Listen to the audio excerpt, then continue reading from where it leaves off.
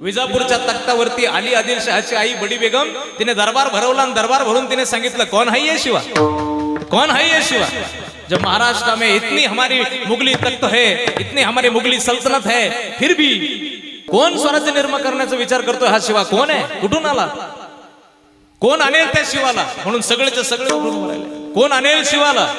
राजाची कीर्ती इतकी पोहोचली होती की कोणी उठून उभं राहिलं नाही।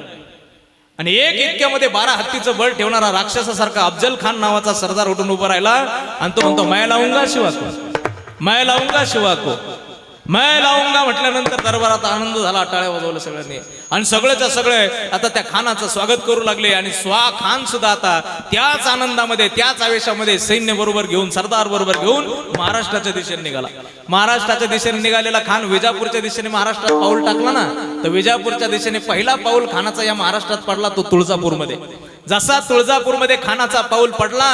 तर तुळजापूरमध्ये आमच्या सगळ्यांचं कुलदैवत राहतं, आपल्या सगळ्यांचं। त्या तुळजापूरच्या कुलदैवताच्या दरबारामध्ये एकच आवाज खानाच्या कानावर पडला, अनदी निर्गुण प्रगटली बाबा,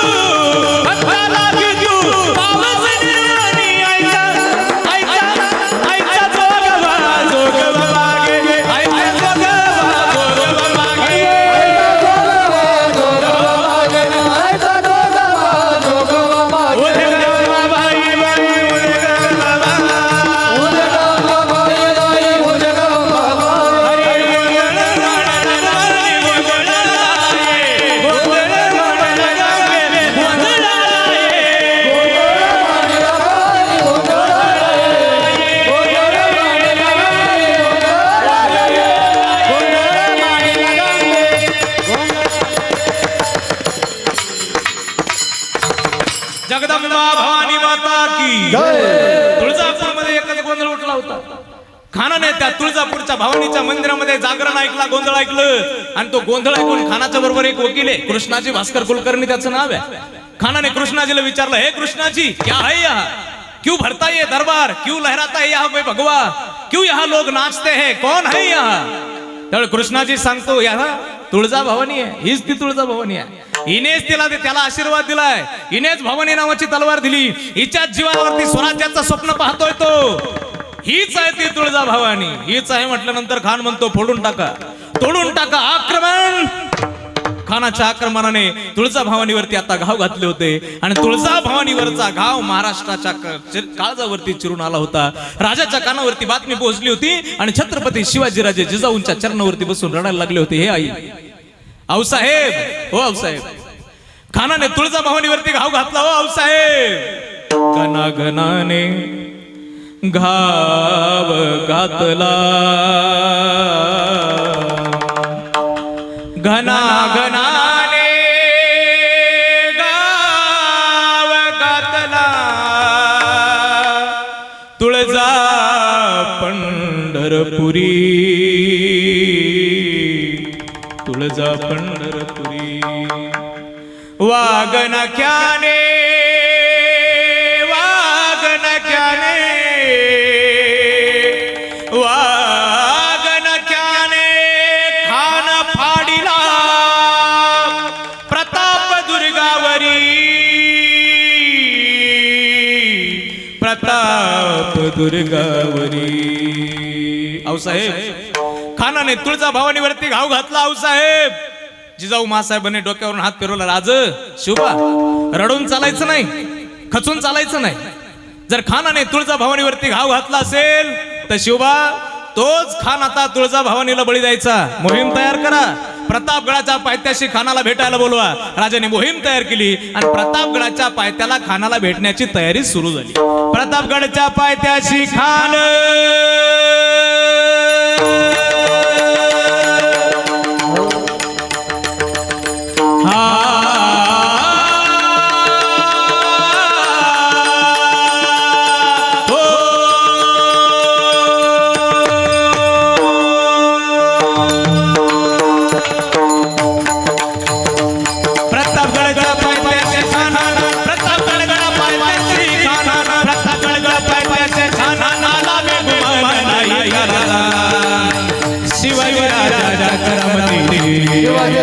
राजाच्या करामध्ये अरे नाही त्याच्या दिवस सरीचे नाही त्याच्या राजवट करीचे करील काय कल्पना युक्ती होती करील काय कल्पना योग्यचे रजराजे करील काय कल्पना योग्यचे रजराजे हा डाळी वाजवा खान हा प्रतापगडाच्या दिशेने निघाला होता राजाने मोहीम केली खानाला थांबवायचंय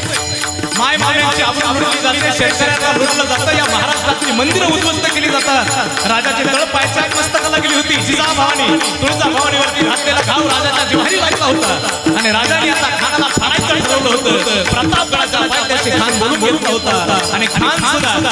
मला शिवबा शरण आला म्हणून वेगळ्या आवेशात निघाला होता खानाला भेटण्याची तयारी भेटीसाठी शान उभारीला भेटीसाठी शान उभारीला भेटीसाठी नक्षीदार शामी आण्याला नक्षीदार शामी आण्याला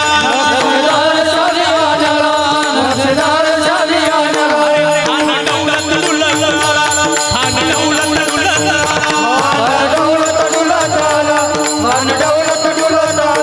सय्यद बनपटाच्या संगतीला सय्यद बनपटाच्या संगतीला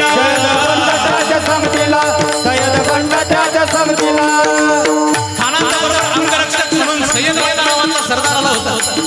पण राजा सुद्धा मोकळ्या हाताने नव्हता शिवबाच्या संगती महाराज शिवबाच्या संगती महाराज जीवा महाराज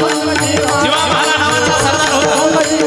नावी जन्माला आलेला हा जीवा महाराज नावी पेली तो तांबोळी लोहार महार मुसलमान कुणबी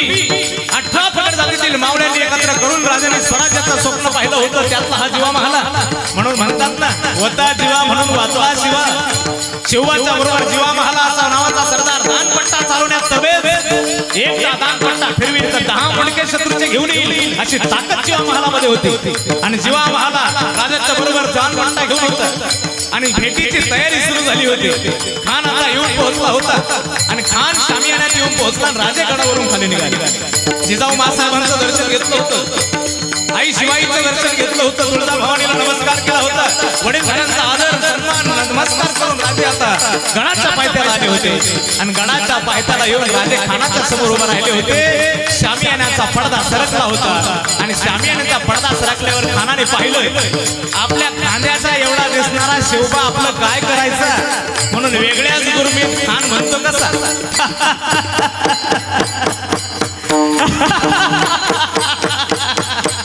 आओ शिवा हमें गले लगा आओ शिवा हमें गले लगा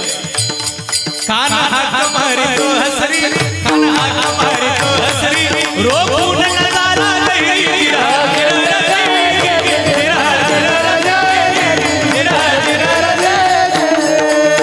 खानाने हात मारली आणि राजे सुद्धा त्या जगदंब जगदंब जगदंब राजे सुद्धा जगदंब जगदंब राजे आता खानाच्या जवळ गेले होते आणि खानाने जसं आलिंगन द्यायला सुरुवात केली खानाने दगा केला खान तापी मान मानला